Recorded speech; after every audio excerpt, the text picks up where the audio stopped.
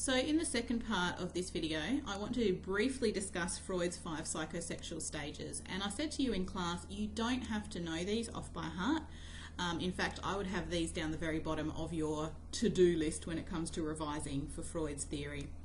We did discuss these different stages very briefly in class. Basically, Freud theorised that as you age, from birth until about 13 years old, you pass through 5 separate stages, and they are linked to erogenous zones on your body, or gaining pleasure or satisfaction. So the oral stage is to do with the mouth, which is the first stage. Then the anal stage focuses on the anus and feces. Between 3 and 6, you go through the phallic stage, which is focused on the penis, the genitals, and boys develop that Oedipus complex where they fancy their mother, but they also fear their father, and girls experience penis envy. Between 7 and 11, this is the latency stage, where children actually repress their sexual desires and they forge friendships with same-sex peers. And finally, from puberty onward, people are in the genital stage, which is natural and healthy sexual desire towards somebody who you can form a bond with, a sexual bond with, outside of the family. Now I'm going to show you why you don't have to know these off by heart. Some schools may teach these 5 psychosexual stages in a lot more depth and detail than I am, but here's an example. This is a question in an exam from about 5 years ago, and you might want to pause this and read through it carefully. The question that it asked was, describe Bree's personality using a psychosocial or psychodynamic theory of personality, right?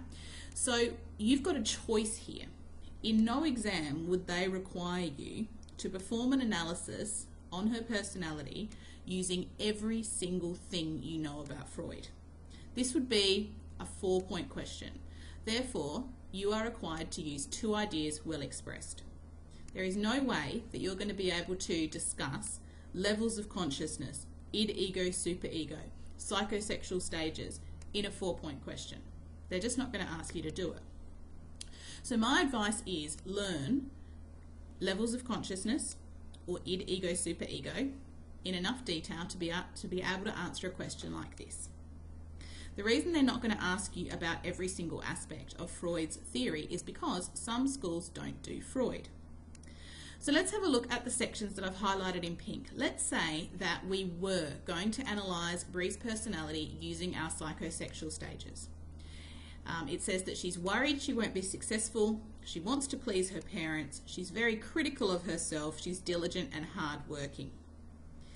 This could be used to explain that Bree either gained too much or too little satisfaction in the anal stage.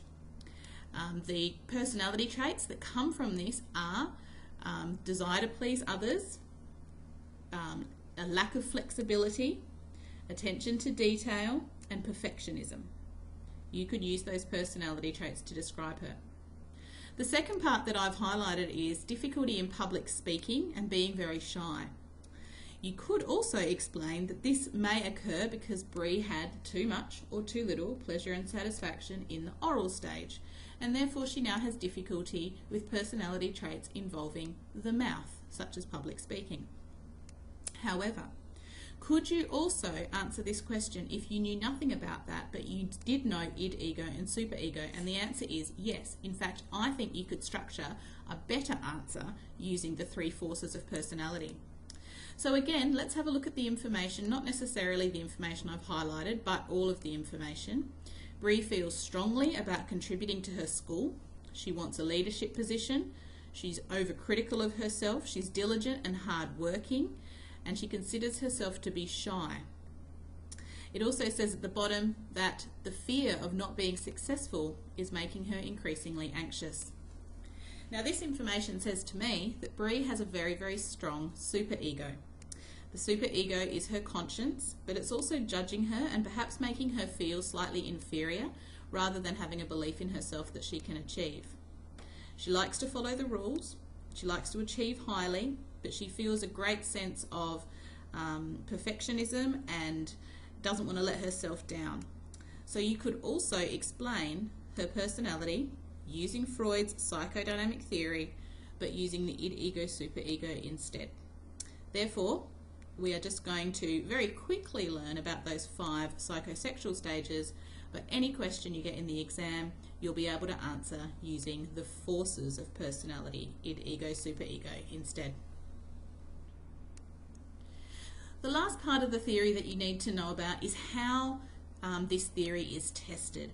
And again, I want you to remember that these style of personality tests are not widely used. You are not going to go to a psychodynamic therapist and you're not going to have these particular tests done to determine your personality. They're old-fashioned, they're not particularly valid or reliable, but these are the 3 styles of tests that are commonly used with Freud's theory, because all 3 of them are used to apparently reveal the unconscious mind. So let's remember that Freud theorized that personality is primarily determined by the unconscious. But how are we supposed to measure the unconscious mind? We can't ask a person to self-report because they are unaware that they're having these unconscious thoughts and feelings. So there are 3 styles of tests that can do this. On the left-hand side, we have the word association test. We've done this in class a few times. It's when specific words are read out and the client or the patient responds with the first word that pops into their head. This supposedly reveals their unconscious mind. The therapist would then determine what their answers meant, which, again, very subjective. In the middle, we have the thematic apperception test, or the TAT, which is always a black and white ambiguous image which shows 2 people in some sort of relationship or interaction. The client has to explain the storyline of what is happening between those 2 people. Then the therapist has to interpret what they have said and how this reveals their unconscious personality. So again, 2 layers of subjectivity. One from the opinion of the person explaining the image, and the other when the therapist has to interpret their response. And this is very similar to the Rorschach ink blot test on the right hand side. Again, the client has to explain what that ink blot is to them, and then the therapist will interpret what their interpretation actually means in terms of their personality and their unconscious mind. There are criticisms of all of these tests as invalid and unreliable. We know that the middle one, the thematic apperception test, is often considered gloomy and sad, and therefore it's very difficult for people to reveal positive aspects of their unconscious because the image leads them to having thoughts and feelings that are perhaps negative. And again, the therapist and the fact that a lot of therapists that used to use this were based on Freud's conception of personality, they were very ready to relate any interpretations back to sexuality and childhood and trauma and parents, which may not always be the case. So hopefully you've got a good handle on these key ideas now in regards to Freud. So the main ideas are the 3 levels of consciousness, the 3 forces, id, ego, superego, the use of defense mechanisms by the ego, and then the 3 types of personality tests that can be used to reveal the unconscious mind. Next term, we'll be moving on with our next theory. So see you then.